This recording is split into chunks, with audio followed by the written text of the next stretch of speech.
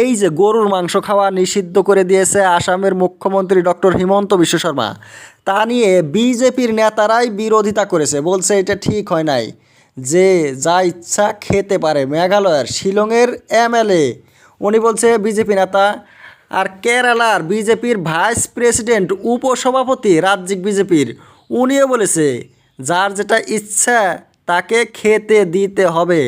আর cow আর beef দুইটা এক নয়, এই কথাটা মুখ্যমন্ত্রী হিমন্ত বিশ্ব শর্মার বোঝা উচিত ছিল। কাউ আলাদা জিনিস, বিফ আলাদা জিনিস।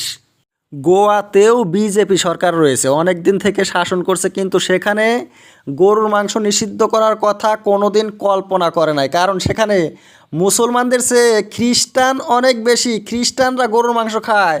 আর সেখানে যদি গরুর মাংস নিষিদ্ধ করে দেয় না, বিজেপির সরকার একদম গুল্লায় যাবে।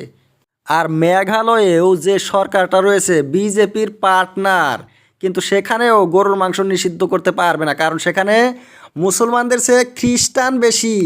হিন্দুদের কথা চিন্তা করে যদি গরুর মাংসই নিষিদ্ধ করতে হয়, তাহলে যে খ্রিস্টান যেখানে রয়েছে সেইখানে কেন সরকারের গরুর মাংস বন্ধ করার কোনো পরিকল্পনা নাই? তাই দেখেন, নীতিশ কুমার তো বিরোধিতা করেছেই প্রধানমন্ত্রী নরেন্দ্র মোদীর বিজেপির এমন মুসলিম বিরোধী কাজে, কিন্তু বিজেপির নেতারাও খ্রিস্টান এলাকার তারা কিন্তু একই ধরনের নীতিশ কুমারের মতো বিজেপির বিরোধিতা করেছে।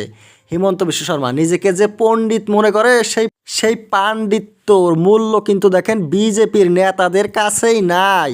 মুসলমানদেরকে তো বিজেপি বলে যাও পাকিস্তানে যাও যদি গরুর মাংস খেতে চাও, কিন্তু এখন তো এই যে বিজেপির এমএলএকে ভাইস প্রেসিডেন্টকে বলার, এই কথা বলার তো কোনো সাহস হচ্ছে না। হিমন্ত বিশ্ব শর্মা এখন কেন মুখ বন্ধ করে তালা মেরে আছে?